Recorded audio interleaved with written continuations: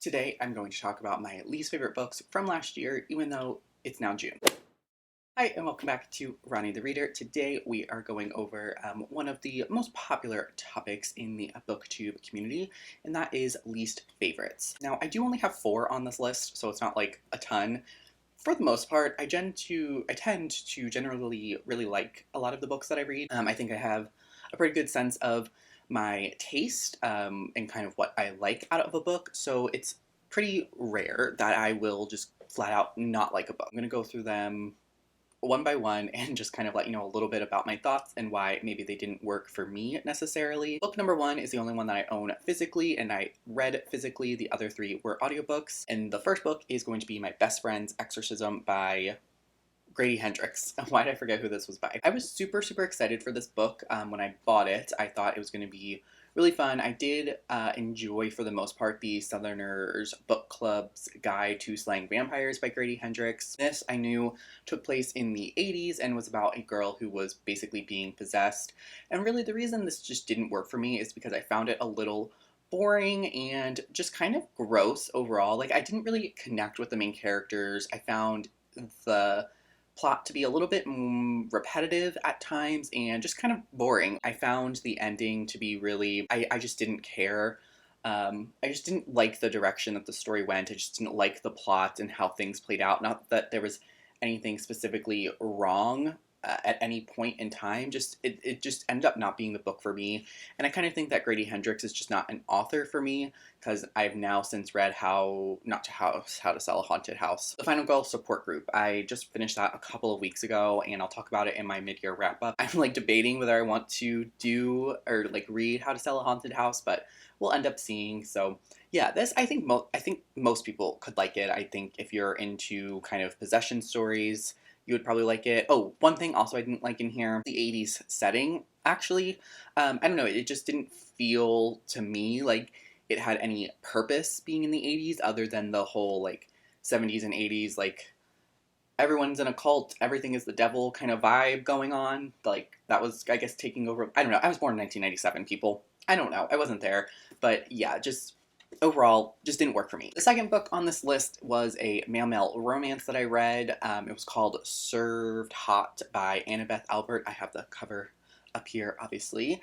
And to be honest, I don't even really remember this book too much. It was 2 stars. This follows the story of 2 people who meet, or like 2 men. One is running a coffee shop. The other is like a worker that always visits the coffee shop. I don't know. I remember reading it thinking, this is cheesy, this is cliche, it doesn't feel real, I don't believe these characters, I don't believe their romance. Like, to me, I think, if I remember correctly, it had a little bit of insta-love in it, or maybe insta-lust, I don't really know, but it just wasn't great. And I did enjoy some other Annabeth Alberts that I've read. I think I've read 3, and actually I think I've only enjoyed one of them, so maybe she's really not an author for me. But yeah, this just was like overall fine. I finished it, but it just didn't stick out in my mind at all, and I can't really say I recommend it because it's just really forgettable. Book number 3 is going to be Reckless Girls by Rachel Hawkins. So I know I talked about this in a video a little bit ago, but I actually really enjoyed The Villa and liked The Wife Upstairs. This book, the kind of one squeezed in between the middle, I just didn't like. I gave it 2.5 stars. It follows the story about a girl who's on vacation in Hawaii, I believe, and basically she gets on this boat with a little bit like her friend group and some strangers that they've kind of met, and it just kind of follows the story from there. And again, I just found this really boring and repetitive and very predictable. I've heard this compared to, or like supposed to be inspired or a retelling of And Then There Were None, but I just didn't get that vibe. I don't know, it just felt really, like, I think the setting and the kind of story, like being on a boat, is really imaginative and really interesting, and I just wish it kind of worked out a little bit different. Also, and maybe it's because I read them around the same time, I would end up comparing this book a lot to How to Kill Your Best Friend by Lexi Elliott, which was a little bit more successful for me. That was a 3.5 versus a 2.5 that this book was.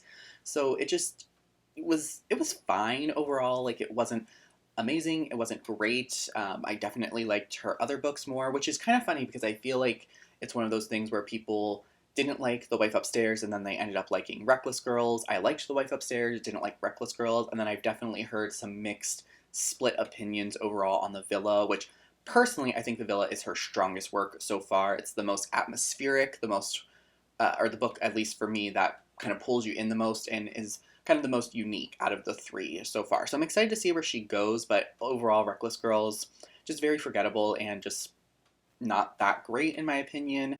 Yeah.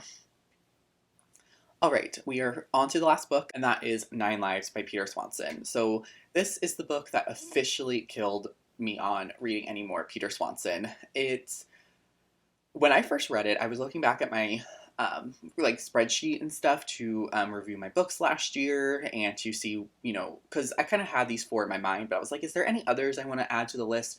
And no more stuck out to me. But I initially gave this a 2.5 stars. I think I've changed it on Goodreads to now be a 1 star. Like, retroactively looking at this book, I hated it. So I listened to this as an audiobook, I think in an entire day. I think I finished it, because I think the audiobook was only like 8 hours, and I listened to it on 2.5 speed when I was at work one day, and just like, I think I was cleaning my office actually, if I remember, and I just like breezed through it. But I hated it. It was really confusing. Like, the way it kind of starts is you just get kind of thrown into basically these 9 people who are murdered one by one, which is interesting. They're all kind of tied together through a secret in the past. Obviously, it's a mystery thriller. Like, there of course is going to be secrets from the past. But just the characters, I remember, like, they all suck, which is kind of the point. But there was also something about the writing where, like, the writing just also sucked. Also, something about this book that I don't think has been mentioned a lot is that the N word is in this book, um, almost very casually. Like, when I heard it, I was like shocked. It like took me aback because it just like it came out of nowhere. In my it is referring to in the book. It is used in the context of talking about And Then There Were None by Agatha Christie, which has a long standing history of problematic titles in the past. If you would like to research that, you can. I definitely don't feel like I am the appropriate or right person to be touching on, that topic.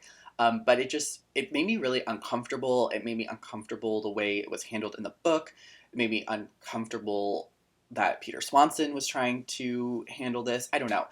Peter Swanson has always been a little bit of a iffy question mark. I've read all of his books. He has a lot, and all of them kind of just jumble together. I just think his most successful work was The Kind Worth Killing, which is the first one I read, which is the only one that really sticks out in my mind. All the other ones just really bleed together. And so this book, specifically getting back to Nine Lives, just sucked. It really sucked. I hated it. I know some people have liked it, but it was awful, terrible. By far the least favorite book that I read last year, and is officially, I'm out on Peter Swanson. All right, so that is everything. I know this video was pretty quick. Those were just the 4 books that I, disliked, I guess. It was only one that I really disliked, and 3 that were just like, meh, that just didn't really work for me. So yeah, I'm, like I said, pretty good at picking out books that I do like. I end up rating most books 3 or higher, 3 stars or higher for me, which is, I'm definitely happy for. I feel like I have a really good sense of my reading taste. Thanks so much for watching this video. Let me know what some of your least favorite books of last year are, or what some of your least favorite books of this year have been so far. I will definitely get into some of those during my mid-year wrap-up coming at the end of June. So yeah, thanks so much, and I will talk to you again soon. Bye.